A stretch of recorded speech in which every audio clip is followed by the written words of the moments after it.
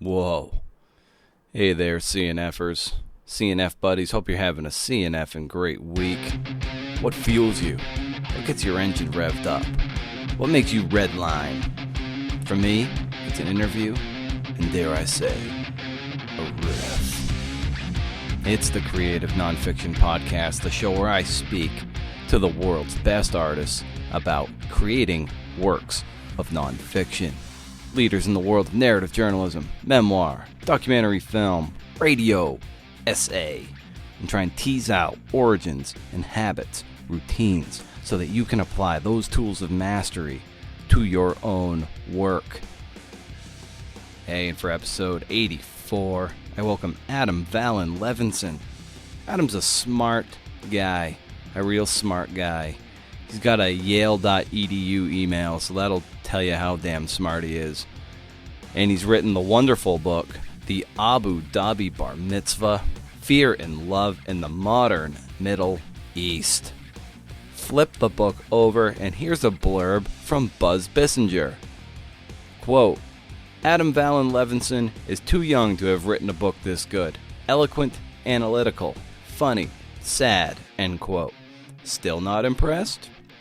Peter Thoreau said, quote, a fabulously written primer on the darkest countries in the world. Or not so dark, as Valen Levinson shows, with his toolkit of sharp sociology and brilliant humor, end quote. Well, I feel inadequate.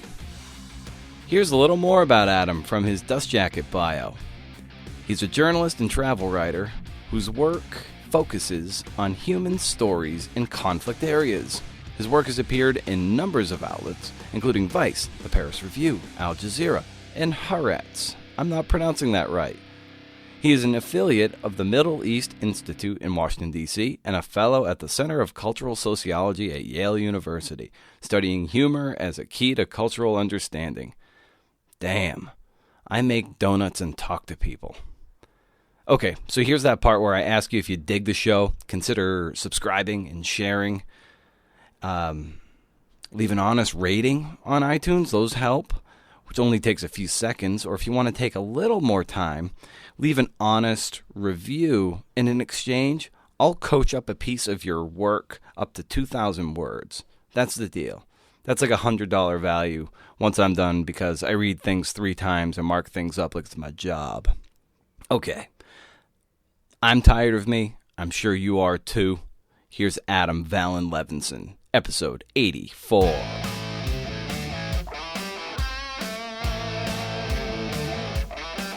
Your book was incredible, and I really got that true like restless feeling that you were feeling. Like I just got that undercurrent of restlessness going through the whole thing, and that's something I definitely want to tap into here.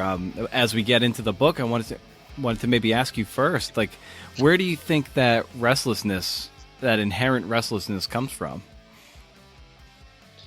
I'm so glad that that's something that you picked up on. I think that's probably the truest. If there had to be one emotion in the whole thing, that really is it. That's what it is to be an adolescent, for starters, or a kid. You know, just the feeling like you have all this energy and you have to put it somewhere. And then I think also in the context of, you know, America in the 90s and early 2000s, with parents who were very open and didn't force me into any particular path, it just made it so that, you know, there seemed like a 1,000 different roads, and I wanted to take all of them. There was every reason to do anything, but no reason to do anything in particular. And so there's just all this energy that builds, and I'm not putting it into anything specific, you know? And I think after a long time that turns into, it's a real pressure cooker. You know, it's hard when you start overthinking something to ever just put your feet on the ground and start doing, because, you know, you can't think your way out of overthinking. And I think in a lot of ways that's what kind of the book is me turning concrete, something that really is an abstract kind of surus, you know, an abstract kind of restlessness, but trying to put it in a place where I could look at it and it would be, you know, a very externalized, obvious way of facing something that was going on inside me. Mm. And when you were a kid and a teenager, and you had a lot of sort of options, and you weren't necessarily guided into one thing in particular, what were some of those interests you had, and in those interests, what did you find yourself gravitating towards more than others? Man, I was interested in really everything you put in front of me. I think I think like at a very young age, I made a kind of religion out of indecision, and it just made it so that anybody who liked something, if I wanted to believe that, that they were a valid human being in any way, I would go, well, they must like that for a reason, and let's see if I can figure out how to like that thing too. But you end up getting kind of pulled apart that way. My dad is a contemporary classical composer, so he composes the kind of music that I guess most people would like run away from really fast. They would go, this is just not even the kind of stuff people who like classical music are like, this is there's a lot going on here. And my mom is a therapist, very pro kind of openness and exploration. I think it just made it so that I was never able to really critique anything. So, like when I was a kid, I played in the college's Balinese gamelan, and I tried to go to soccer practice, and I played in the jazz band at school. Then I also tried to be like really good at, math. Just whatever was on the table, I just tried to keep it together. And it's really tough. I think, when you keep trying to you keep trying to avoid actual decisions and keep trying to make the choice that makes it so that you don't have to make choices. I managed to keep that up for like a really, really, really long time. I think almost until probably, this year or a few years ago, where really you realize you can't be all of the things fully. Right. And so when you were, like 12, well, I think it was 12, 9/11 happens when you're 12, and then all of a sudden, like, that kind of cracks the world open in a different way. And what was it about that moment that triggered a curiosity in you that ultimately leads to the Abu Dhabi bar mitzvah? So like, maybe like put us in that moment and like where your curiosity was and how you wanted to come to a greater understanding of this other thing. Yeah. I mean, I think that was really the first moment where I had something to push back against. I mean, I wasn't, that rebellious of a super young person. I could listen to what, my elders would say and go, yeah, they got a point. And I could see what my friends thought, and I'd go, yeah, everybody's right about everything. There wasn't a huge dissonance, I think, until after 9/11, where it seemed like a lot of people that I used to put a ton of faith in, just whatever I heard on the news at that age, and my parents, saying, you can't go to these places. It might not be that everybody hated us. I wasn't a child of extremists in that way, but this whole part of the world is off limits, and something for just really deep in me was like, that can't be true at all. That's just way too simple. Nothing is ever like that. Like even as like a 9-year-old, you're learning in American schools, like everything has multiple sides and look at it this way and also this way. Like there's no way that they were that right about that. And that's just a moment where I started, I think, coming apart from my parents. And it's like, in East of Eden, Steinbeck has great quotes about this kind of thing, about how where you start seeing the holes in your parents' logic and you're never quite whole again, that kind of growing up, where you lose that absolute authority. But it's a process you got to go through. And I mean, it took a really long time. I think I was trying to reconcile what my parents thought and what the State Department thought and what the media thought, all these institutions that I still trusted, while at the same time I was like, I don't at one level, I don't believe you. I believe in you, but I don't believe you. So I think that's that's a major tension in really growing up, which is a big reason the book is called the Abu Dhabi Bar Mitzvah, not just because I had my belated one over there, but because it's a story about that conflict. Yeah, and you're right. And one particularly tight sentence somewhere in the middle, it was like you were looking, or you were exploring that distance between fact and fear. And it seems like in the bridge between, say, 9/11 and the time that you then went over to Abu Dhabi and then started exploring the Middle East, like that is really a central tenet of your restlessness, but also you trying to reconcile what you were questioning from your peers and from mentors, like parental mentors and so forth. I don't know if that's something that really galvanized for you when you were over there. Yeah, I mean, well, first of all, I'm really glad that there are tight sentences. That is good to hear. And I think it's a really big issue even now. We talk about fake news, and we think that it's going to be identifying the fakeness, and that's going to be what sets us free or puts us on the right course or calibrates us to what, reality is. The trouble is that, there are legitimate fears that are based in real facts, and in a lot of things that the media were reporting, basically all of the facts that were being reported were true. I'd go to a place like Afghanistan where maybe people would say, or say as maybe a really specific example, on the Iran-Iraq border, there were these hikers that were taken into Iranian custody. Some people said they were spies or they were stupid. They were crossing over this border. Anyway, they ended up imprisoned in Iran in this place that people said, this must be so dangerous, this part of Iraq. And that was a fact. It was true. That really happened to them. But you'd get a collection of all these stories from the Middle East, and it was a collection of all these truths that skewed you towards believing that the only thing that could be there is fear. That all these truths taken together created an emotional kind of understanding that was pretty inaccurate, and I ended up going to the same place where these hikers were kind of disappeared, and it's like, it's waterfalls. People go for picnics. It's just like a chill place. What happened to these hikers is still a little bit mysterious, but probably took some very different steps on their part than your average tourist would take. And, and it made it so that what I wanted to find were the kind of stories that, unfortunately, based on, the incentives and the setup of media, you can't have a story that's like 1,000 Iraqis have a dope picnic today. You just can't.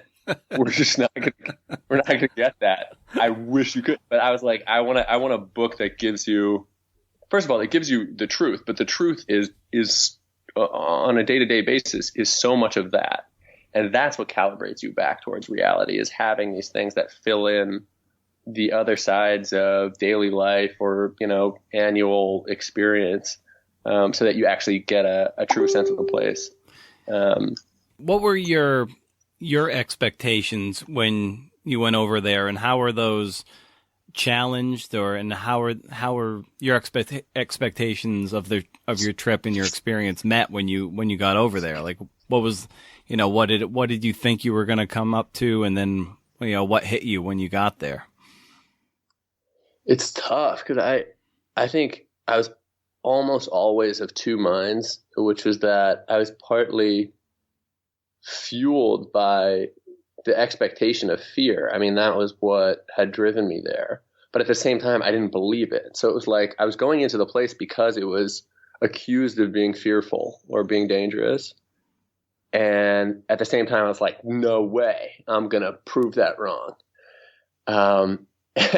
So I was never really sure what my expectations were. At moments, there were places that, as a huge relief, I knew nothing about. If I went into Oman or this strange island in Iran or even Somaliland, I really didn't know anything. And that was nice because you could start to just experience a place on its own terms. But most of the time, I think it's like going on a first date where somebody tells you, the person you're about to go on a date with, she's super creepy. And you'd be like, I don't think so. I'm going to go on the date, but I'm not going to be able to get that accusation out of my head. Yeah. And it colors your whole experience. Even if you go, I'm going in there with good intentions, everything, I'm going back trying to find the truth, whatever, it still framed your experience. And it took me really the whole course of the book. And I didn't know that I was writing a book really until afterwards, but it took me all of this time to realize that framework, that even having that accusation in my head, and desiring to go to the places because of that, made it so that I could never really engage the places on their own terms. Yeah.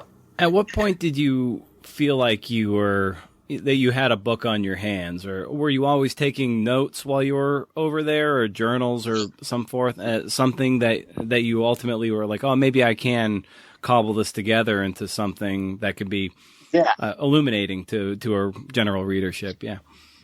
Yeah, totally. I mean, so much of my reason for going was a bit of a contrarian impulse. It's like, I think so many of the people around me, even, well-educated, poli-sci majors and future diplomats and my, well-traveled parents, they're wrong. And I want to share the stories beyond just the fact that, when I come back from, a fun trip in Afghanistan or something, people in bars are interested, and then you start going, well, if they're interested, then who else would be? Mm-hmm.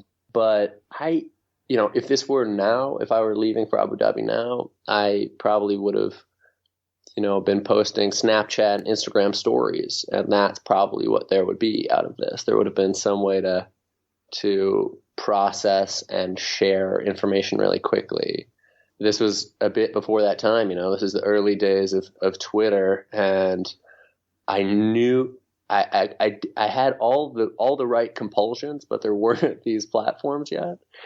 And I took notes, I was typing notes on my phone all the time. I was recording voice memos constantly that I ended up transcribing. I was blogging a little bit. I was taking pictures. I was videoing.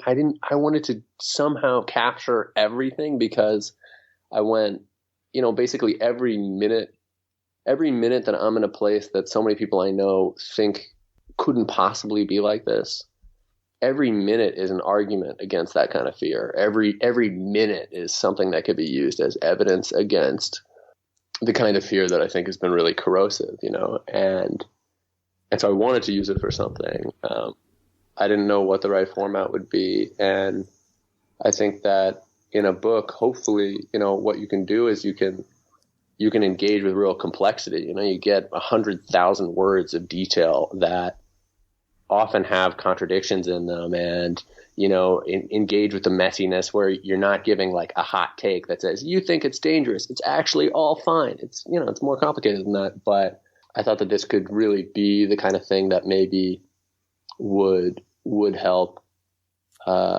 basically would help people be less afraid. That was what I was trying to make.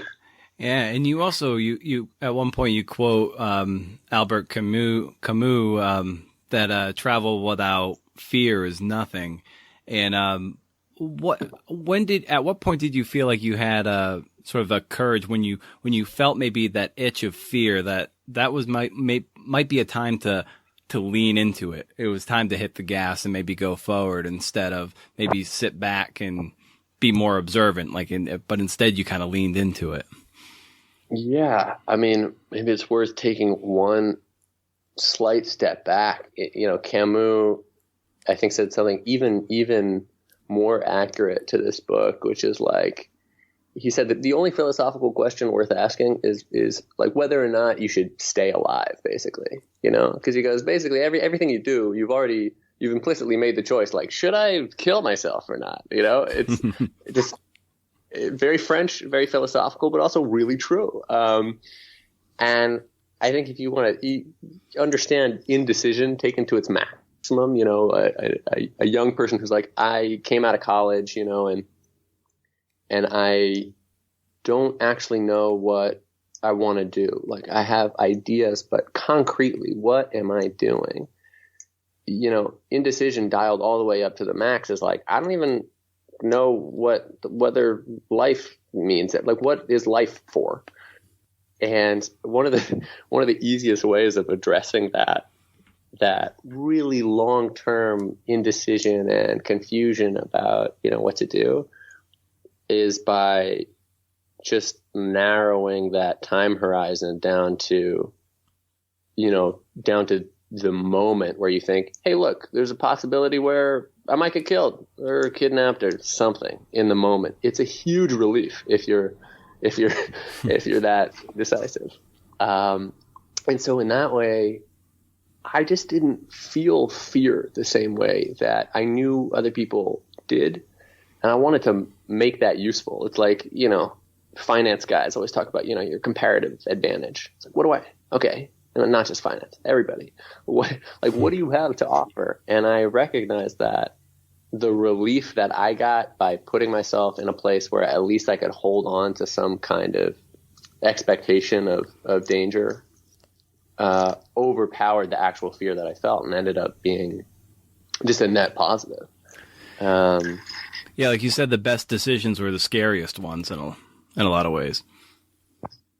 Yeah, totally. And at the same time, that still has that seed of accusation and of framing the place in a way where I so long as I got, an adrenaline rush from going to a place, it definitely made it so that I couldn't fully see it as just a place where people lived and, as a place where daily life was also still a thing.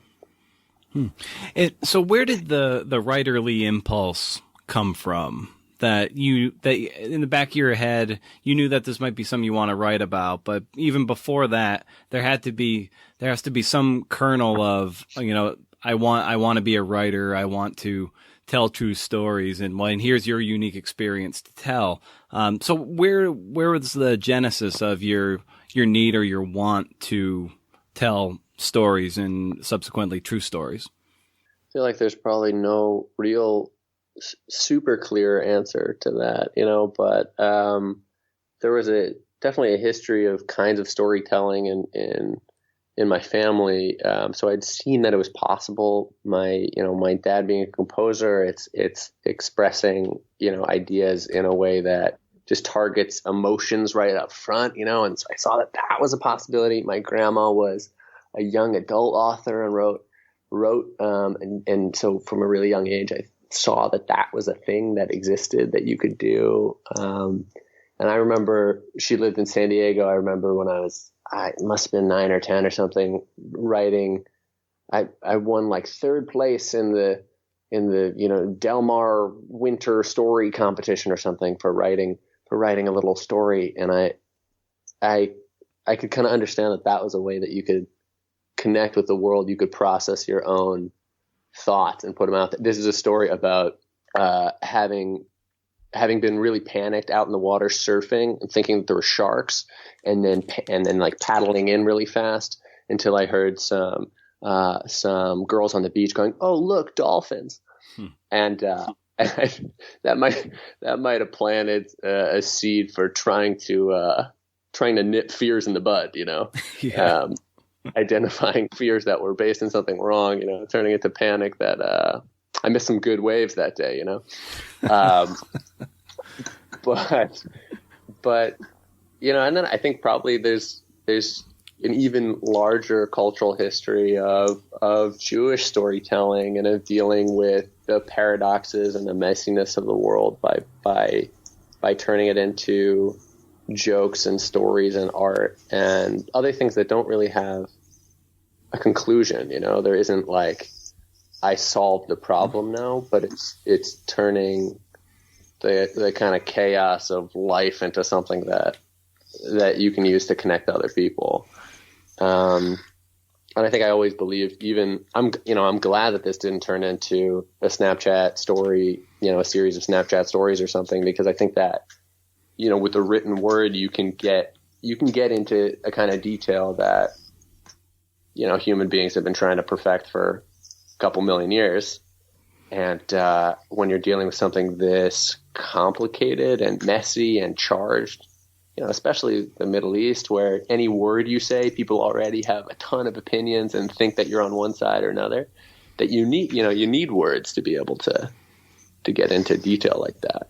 Yeah, you can't just have something that is digitally evaporative. Like it'll just be gone in 24 hours. Like you got something that was concrete out of the experience that you could later digest when you are ready to write about it, instead of having it just dissolve into the ether until you could take the next round of Snapchats or Instagram stories or what have you.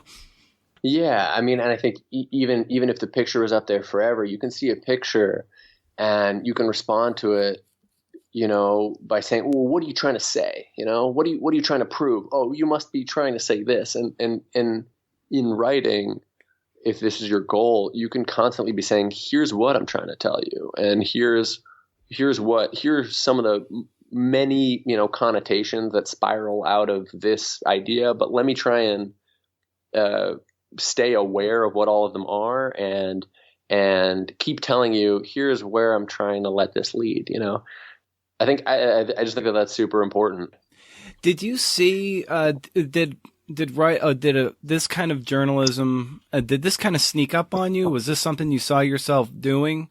Or was it something that kind of took you off guard and you're like, oh, wow, here I am writing this kind of narrative nonfiction that,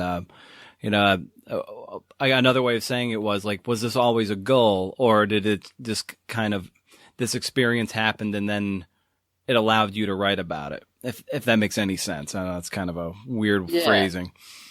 No, it definitely does. I think it's both, I mean, I had been writing, but in different ways. Like I interned at the Colbert Report and the Onion when I was in college and wrote for our fake newspaper at Columbia. I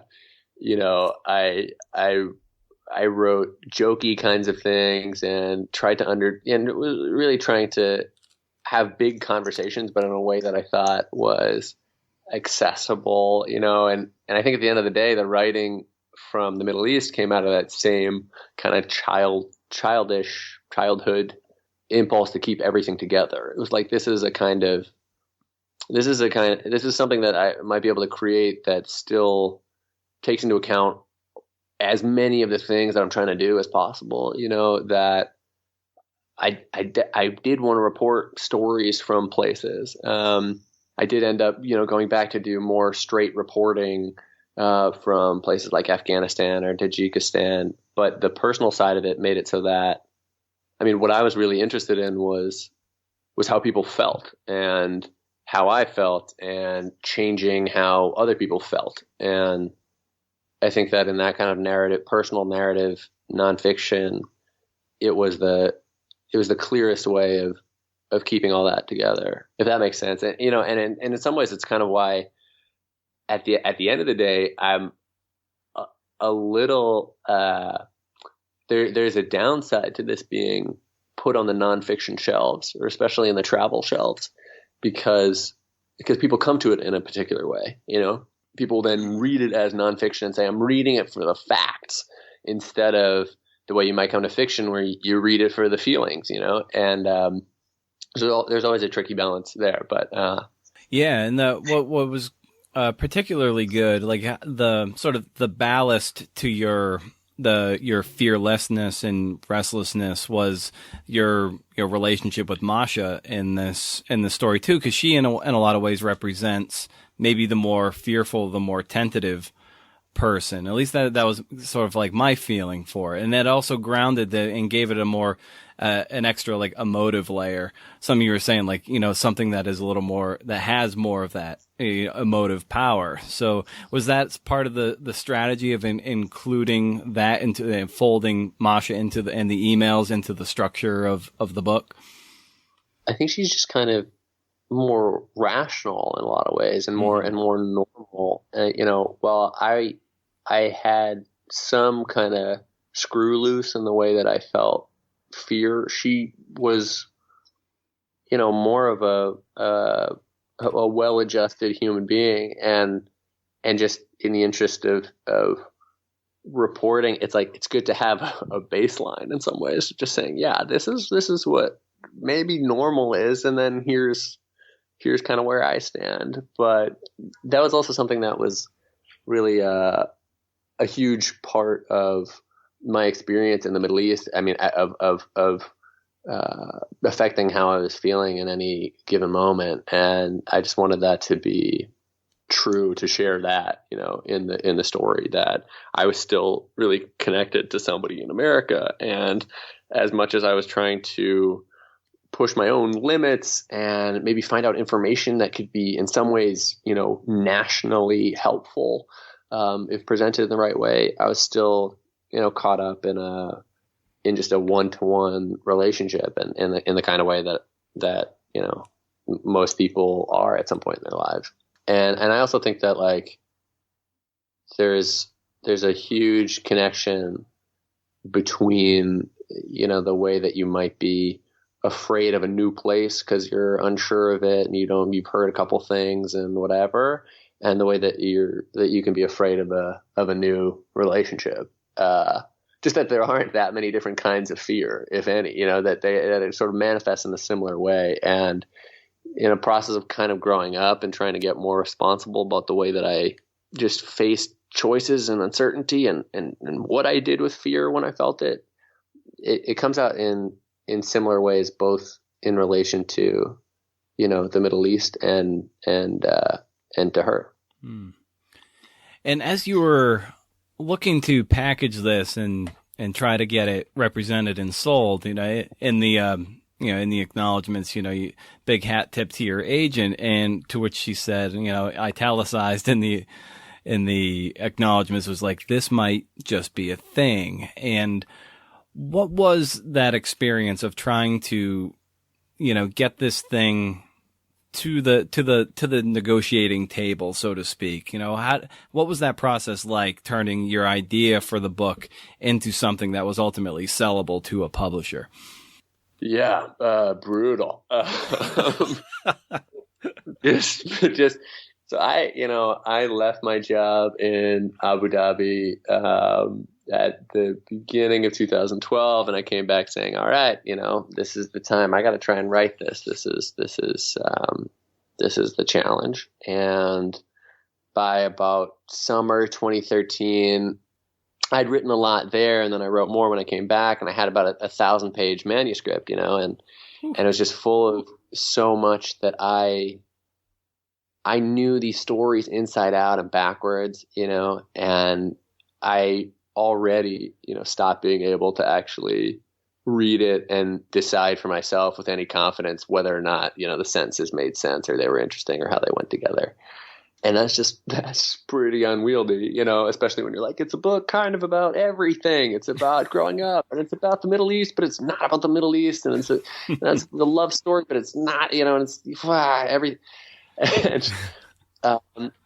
And my first round of approaching agents, probably because I tried to, pack too much into a pitch, it just wasn't successful, and I lost hope pretty quick. I mean, I just went, look, this is what it is, and I can't simplify it anymore to tell you what it is, and it's not working. About a year later, Jane Von Meeren at Vetus, she sent me a note. She said, it was a friend's aunt's agent who passed this along to her, and she said, I really like what this sounds like, which other people had, but they would like it, and they would say, but it's a nonfiction, memoir by an unknown. Just come on, man. What are we gonna do with this? It just hits whatever the opposite of buzzwords are, it's like hit a bunch of buzzwords. And she worked with me on just putting together a proposal. Thank God with nonfiction, you're putting together a proposal that is not, nobody's trying to read the whole manuscript, which I just wouldn't have been able to make. But they read excerpts and the idea about what you're trying to make. So she really helped me do that. And then Norton was interested. And then I had to hire an editor who had been a former teacher of mine, Jacob Levinson, to help me help me edit and cut things down and use his eyes instead of mine to say, look, you've said this before and we don't need this here, and cut this out, and basically cut the thing in less than half, which it absolutely should be. It does not deserve to be 1,000 pages. Mm-hmm. Did you have this sort of this work in hand and to take it to your MFA program to hopefully like hone it down? Like, were you working on this throughout your Goucher MFA? Yeah, when I came to the Goucher, I probably, had sort of 500 pages, and I guess I showed up thinking like, hey, maybe they're going to just tell me how to structure things, and then I'll be able to flesh out, just put the flesh on the skeleton and cut things out, and that'll be great, But at the end of the day, like, editors, for the most part, they can't do that. It's a lot easier to start from a blank page and say, here's this outline, and go do it. But you get into trouble where you come with a lot of things, and then you ask people to kind of do this back formation, saying, well, here's what it looks like you got, and we'll analyze it now, and then we'll work back through it, and then you'll build the thing that we are saying you've already built. I think some people had those editorial chops, where they can look dispassionately at something they've done and chop it up. But I think that I never really get there with my own stuff. And so things kept kind of building at Goucher, and it was a lot of talking through the idea about what it's trying to be. I think when I came in, I somehow had this idea that I could write a book that didn't purport to be about anything in particular. That it was like, I'm gonna tell you true feelings and true stories, and then whatever you get out of it is cool. I won't try and push you in any direction. I won't try and make points. That's bullshit, like that. You're always making points regardless. And I think if you're not aware of that, then most of the time it just means that your readers are, you're not giving them enough. It's like, I don't know. I mean, I just want to make a ton of metaphors. I don't know what's going to work, but it's like you just start cooking food in like an apartment, and you don't tell anybody it's a restaurant. And what do you think is going to happen? Nobody's going to know how to approach you, or how to get to the place, or how to get. Okay, that wasn't a great metaphor, but you know what I mean. Like, you need to give people some tools and to be self-aware enough so that you can use all of this evidence that I was trying to put together. You should want to use that to make points, to make particular points. You just have to decide what it is you're trying to do with them. So I think that at Goucher, at the MFA, there's a lot of years of sitting with the grander points of the whole thing, the abstract points, and letting those crystallize as much as they could, so that, this thing that ended up getting written over, basically something like 5 or 7 years, was actually saying something instead of just throwing a bunch of sentences at people's faces. Mm. And so what was that process like for you when you were in that generative phase of writing 1,000 pages? How were you setting up your days to create that much work that, I'm sure ultimately you knew it was going to have to be pared down by 60 or 70%, but like, what was that process like for you as you were really getting into the thick of things? I should say I'm really bad at routines. Mm-hmm. I almost, as a matter of kind of ideological commitment, even though I wish I had routines, but it's like I never. Partly I'm not organized, and partly I go, but I want to be extremely flexible. And if you set things up always in a particular way, then then do you stop being able to change and evolve and all that kind of thing? So I was either kind of on or off. When I came back from Abu Dhabi, I basically left having any real limits, any deadlines or any kind of thresholds. And so I just worked constantly. I mean, I would just like get up and then basically sit in one place until I literally couldn't bear it anymore. And then I would completely stop for the day. I couldn't go back and forth. I couldn't really take lunch breaks. Like I was living with Masha, who's in law school at the time. There were, full days at a time where I didn't eat, and she would go, "What is going on?" And I would just say, "Well, I didn't want to." And I didn't feel like the feeling just didn't have a place to bubble up with that. I was writing. I can't write and eat at the same time, so I didn't want to eat. Or other times where I went, I can't break a train of thought, but that was largely because I was so disorganized that really, unless I was holding the thought in my head, I was going to lose it. And, I kept that up I think I still work in that way to a point. But yeah, I kept that up for a year and a half until I went, yeah, this isn't working. Now I got 1,000 pages, and it's just not doing what I'm doing is for sure not going in the right direction anymore.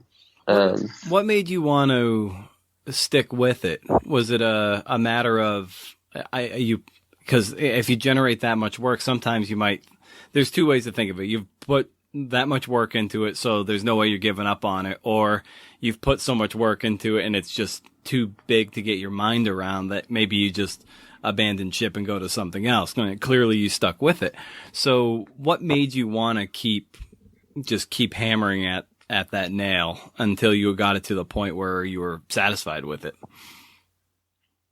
Yeah, for sure. I mean, it would be crazy if I said that the kind of making good on work you've already put in wasn't a huge part of it. Even when in the first few months, if I was writing tons of pages per day or whatever, there's this kind of concrete feeling of like I'm accomplishing something, and then that stops being like a concrete accomplishment you can point to.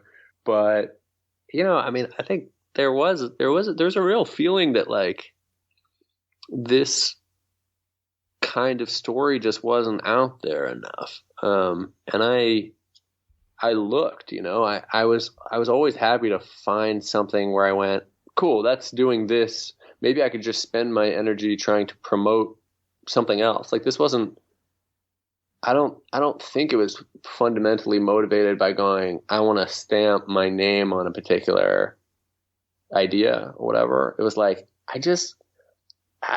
it's still that teenage kind of contrarian impulse that are like, a lot of people are saying a lot of things that are wrong. I just want to poke them. I just want to poke holes in arguments that are wrong. First, just because they're wrong, and that's enough. And also because they have these really detrimental effects in the way that people feel and interact with each other and, make policy for other people's sakes. I really believe that, I think, because I kept being able to, talk to friends who were knowledgeable and working in related industries and tell them stories where they were surprised. Other people's surprise was the kind of thing that made me feel like, hey man, there's still something here. And what would you say with respect to your writing and your writing practice? What are some things that you struggle with that you have to constantly lean into to work around, or what are some of those struggles that you need to level up to your strengths? I definitely have trouble with organization. I often feel like you could take apart sentences, you could take apart paragraphs into their component parts, or a whole page into whatever sentences, and you could rearrange things in whatever order, and it would just be another version. It would be fine. It would be another fine version. And I go, how do you decide? I'll write in ways that I think they just don't follow an order that makes sense. Or they do, but I can't be sure. I reread it and I go, should this sentence be first? Should everything be turned inside out? I think in some ways it's because, I don't know, I believe in soup but you stew everything together and then you get real complex flavors and then you get just the truth. You give somebody 1,000 true ideas and you say, you connect them however you want. You're right. I don't want to force you to connect things in one particular way. That's boring.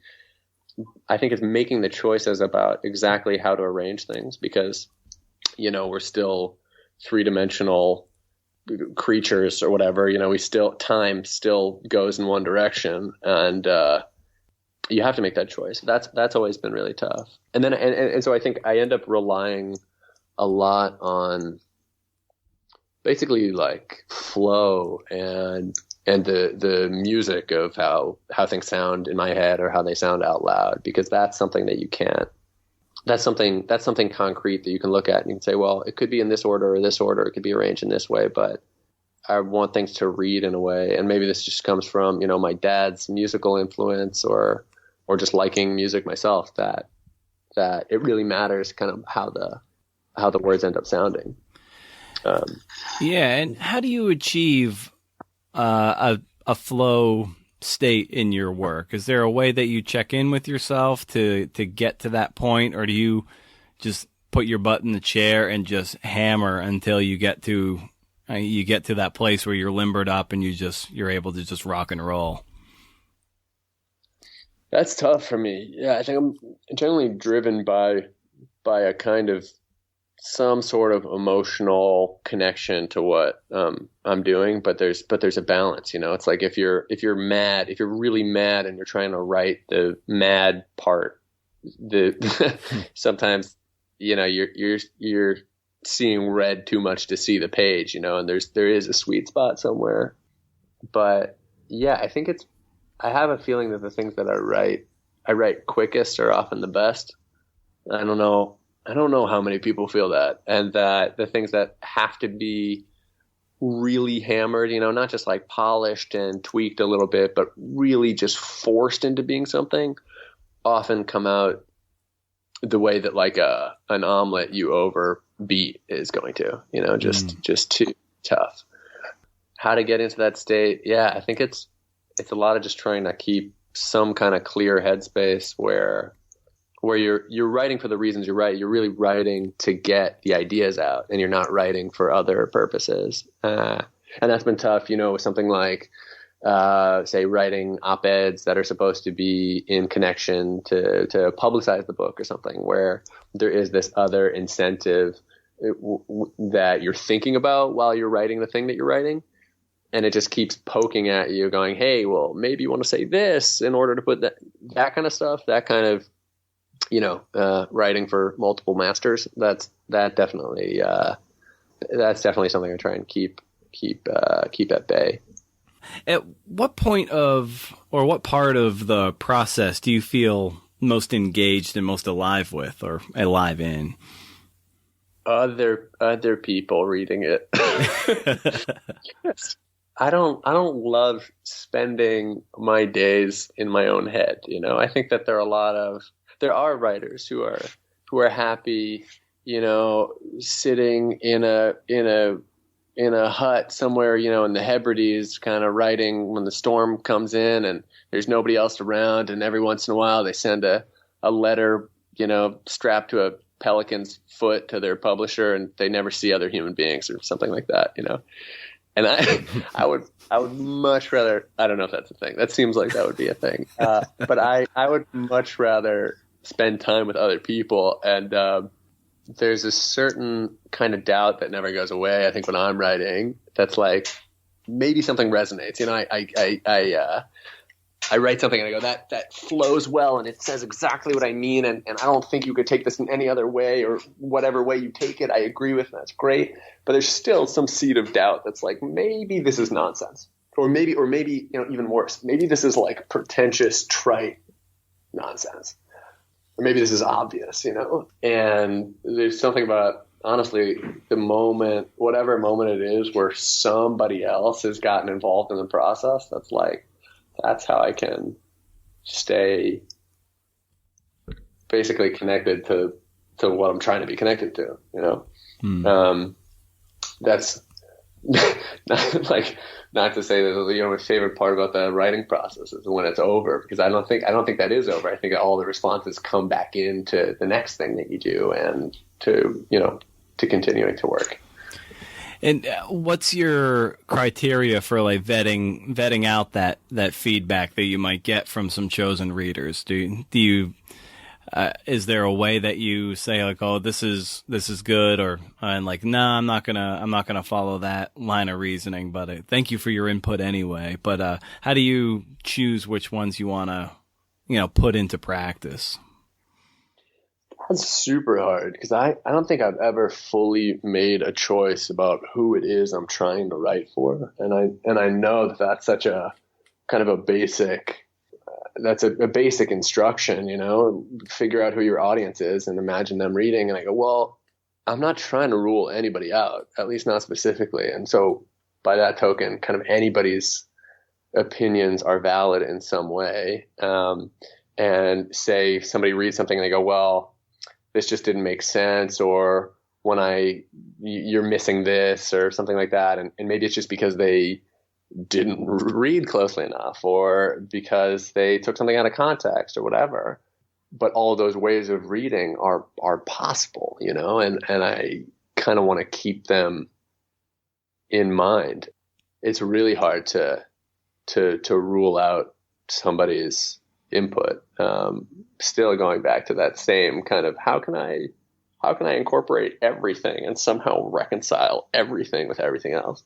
And it's not possible. It's not actually possible. And so in some ways, like I always fail to some degree, but it's kind of like the things that I would rule out are the things that probably jibe the least well with other comments, or that maybe come from a perspective that I actually can rule out. Like if somebody says, this is, say, too provocative and it's going to make people think this and this and this, I can sometimes say, by your reasoning, I'm still okay with it. You made this conclusion, and I agree with everything that gets there, but I don't agree with the reaction to that conclusion. And then I can say, I'm confident in poking people or something like that. And when you were writing the book, and even beforehand, who were you reading that you were kind of using as models? And even a spur of that question is like, who are some of those writers in fiction or nonfiction that really that inspire you to do the kind of work you're doing? And people you revisit all the time. You're like, oh yeah, that's how it's done. Yeah, I think somebody like Pico Iyer, who wrote, this kind of very emotionally connected nonfiction travel writing. He was definitely a model where I felt like I was both learning about places in a way that felt just really, really, really emotionally connected. I should also say that like I have crazy trouble actually reading and not basically like anything that I connect to.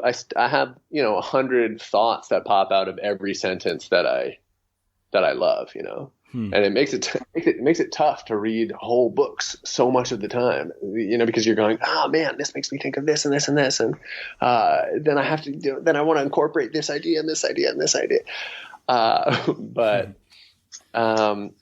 so in that way, it's like almost anything I read or had read for the past 7 years probably has some footprint in the book. Somebody like Fanon, Frantz Fanon's writing about kind of race in Algeria and in France. There were these ideas about how you felt when you saw other people looking at you. And that was something that was really key. And then, after I'd kind of written the rough manuscript and was editing it, a friend gave me East of Eden, which I'd never read. That, I read.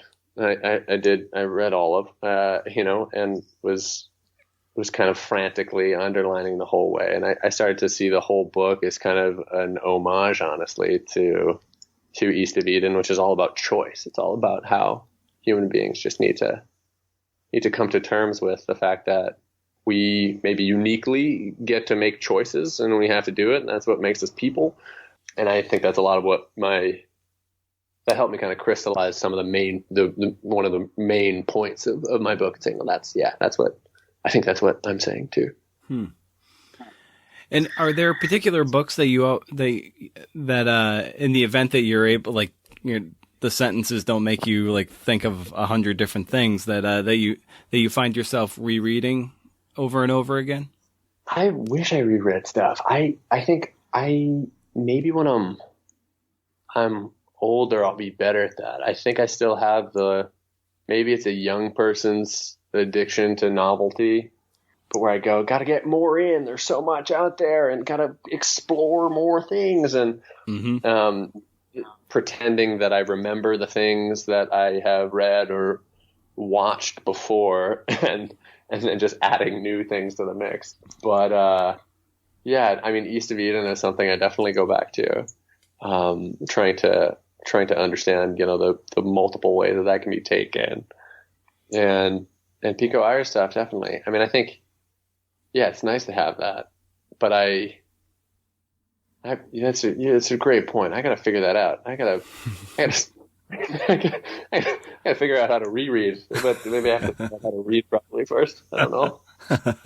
If you ever find yourself in creative funk, or just, down in the way that all artists sometimes get down, like, what kind of, how do you pick yourself back up out of that? Maybe what kind of self-talk do you use to kind of remind yourself, like, just to get back up, that you have like some value to give, some value to offer?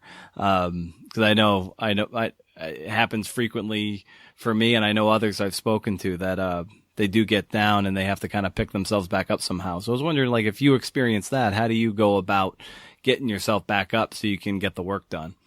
That's basically a constant, even at the better moments of writing this book. I don't really think there's ever a day that went by with kind of full confidence. And honestly, like, not really a full moment. I mean, I think we're all of kind of multiple minds at the same time.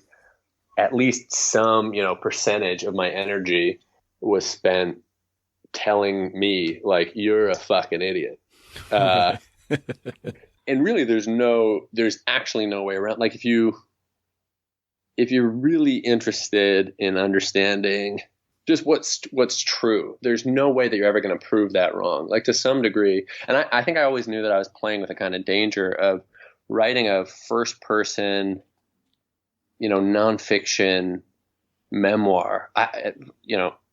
Side note, I'm not sure it should be legal to write a memoir when you're under, I want to say 60. Like, there's some part of it that's extremely unhealthy. And even before the culture of, Instagram stories and reporting, every second of your life, I still felt like there's something dangerously narcissistic about this. And unless I could turn it into something else, then it was going to be a huge mistake, like, unless that cost became worth something, in a different way.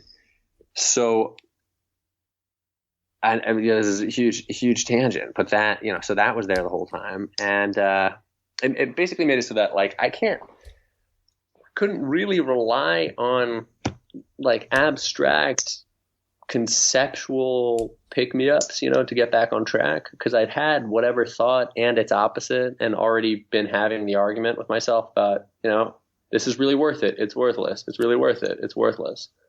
And to take a step back and then consciously say, it's worth it.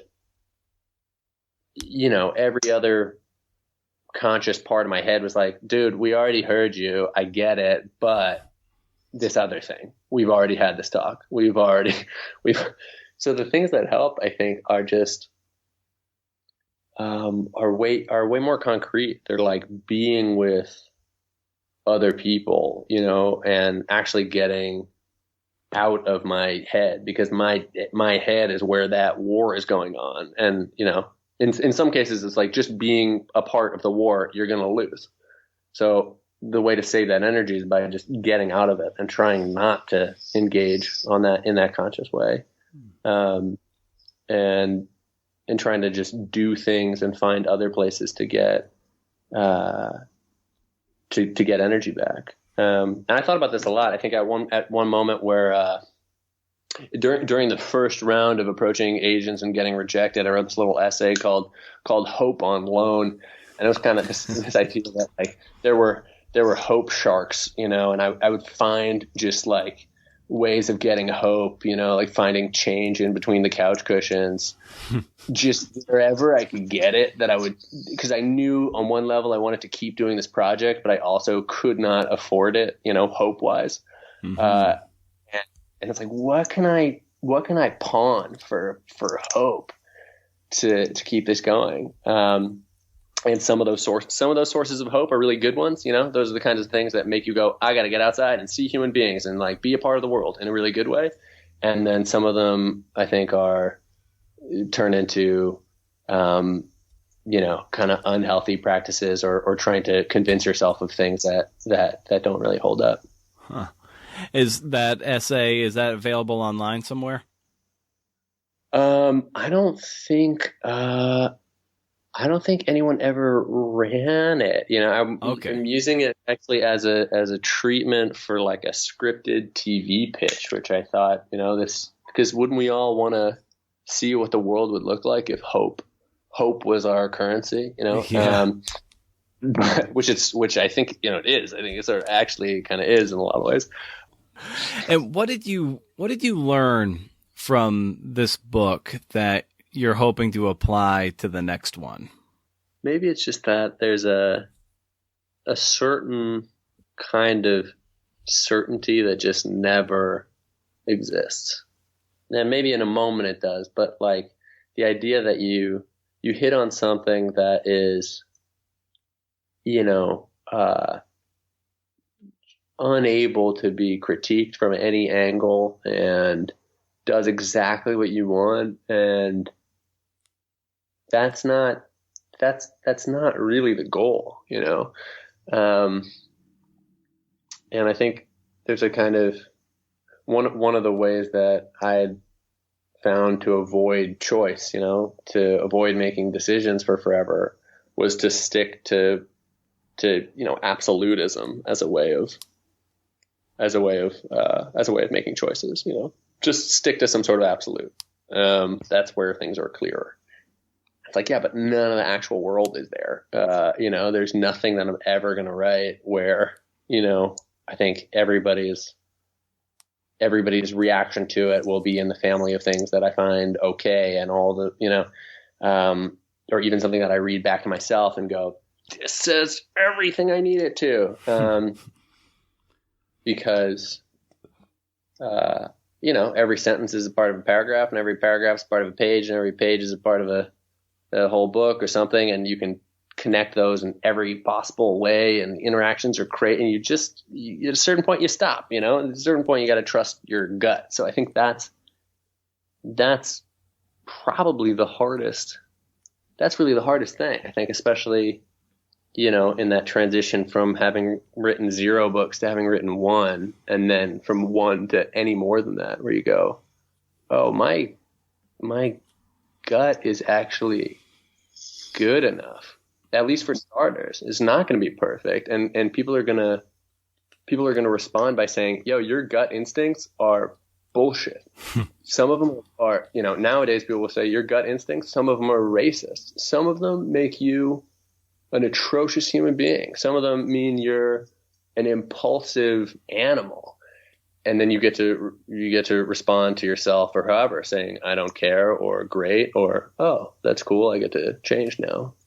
I think the hardest thing is just like engaging with the conversation for starters, and that's probably what we don't have enough of nowadays, is like actual back and forth conversations based in real stuff. But what I would take from the book is, for next book, I get to tell myself, look, this is it's just the start of a thing, and whoever engages, you get to engage back with them. It's not supposed to be the beginning and the end of something. And where is your gut and your taste taking you for your next project?